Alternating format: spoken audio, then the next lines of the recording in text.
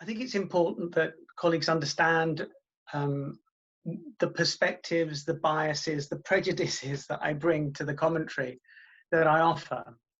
I'm speaking as someone who has worked for 13 years in a multilateral system as an international civil servant. I used to be a bureaucrat, but my path to getting to that point, it wasn't a straightforward one. My academic background is in urban regional planning, which gave me a sociological interest in the environment. I spent 10 years working in the Caribbean with civil society organizations at this interface between development and conservation. I am a Caribbean person. I'm a national of the Republic of Trinidad and Tobago. And that means that I have a direct interest in the impacts of climate change on the Caribbean sub-region. I'm currently working on a global climate change campaign, which Marilia made reference to, CountUsIn.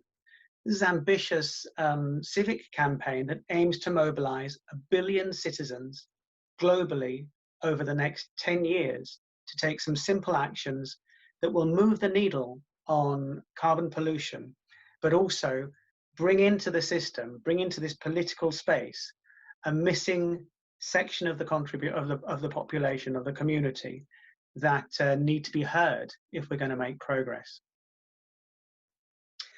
Now, it's true, of course, when we mention climate change in public spaces, that one of the comments you hear is that, well, climate change impacts all of us. And indeed, the unity of the threat of climate change has the potential to galvanize greater ambition globally. But this gender-blind approach to climate change has left little space to date for discussion on the ways in which climate change impacts us, each of us differently.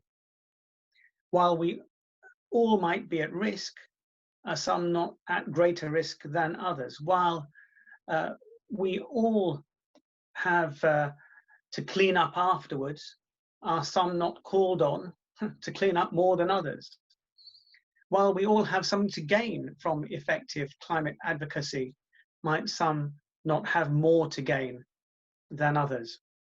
It's therefore imperative that gender analysis be applied so that women's and indeed men's specific needs and priorities are identified and addressed. And one of the themes that's consistently made throughout the report is that a gender analysis does not alienate. Indeed, it requires the active participation of men.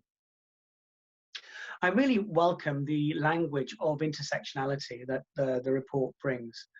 The intersections of marginalization and discrimination that impact on access to opportunities and rights of people with interlocking gender, age, disability, class, or other identities must be better understood in order to strengthen inclusion and improve the integration of gender into policymaking.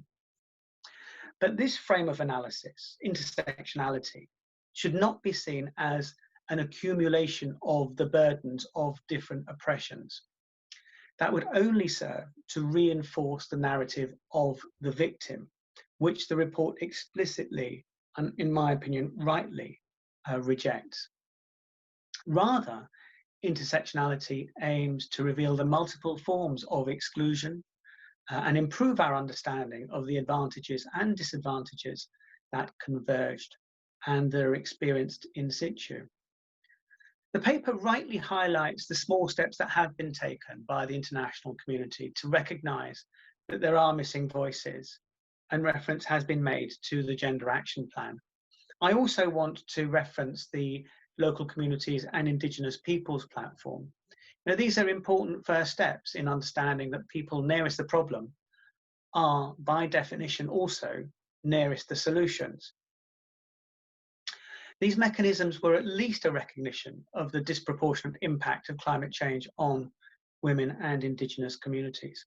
And while stakeholders that observe these processes, while they recognise that the adoption of the Gender Action Plan and indeed the second 5-year plan represented progress, they also question the effectiveness of these mechanisms to mainstream gender throughout the targets and activities that are listed and included in the UN Framework Convention on Climate Change.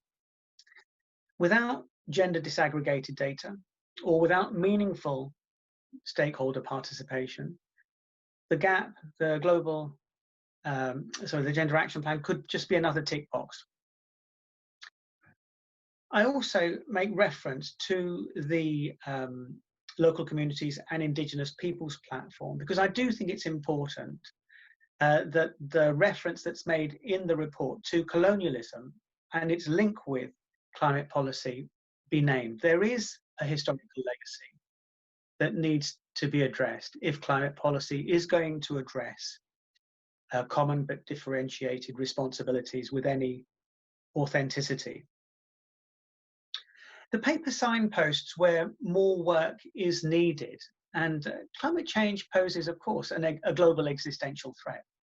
It therefore requires multilateral responses at a time when international cooperation, let's face it, is presented either as an instrument of neoliberalism or as a constraint on sovereignty.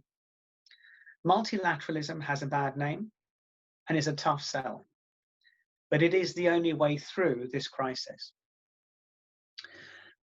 Accordingly, in my view, diplomacy needs to be reimagined so that it's able to avoid these traps and develop solutions to global problems. Governments alone will not solve this problem. There's a need for a new kind of climate diplomacy, which incorporates dialogue with civil society and makes use of soft power. And this includes fostering alliances between social movements, civil society, businesses, and others with government. For example, the paper highlights and reference has been made to the role of cities in contributing to carbon pollution, as well as their role in addressing it. And city mayors are some of the most convincing advocates, as seen through the work of the C40 network. They need to feature as part of the multilateral diplomatic mix as well. So climate diplomacy needs to enable and deploy alliances and coalitions of national governments and other stakeholders that bring diverse skills and insights to the table, which brings us back to one of the points that I started on, the importance of intersectionality and the opportunities that it affords to build coalitions for social justice. There are three takeaways that I'd like to just leave you with.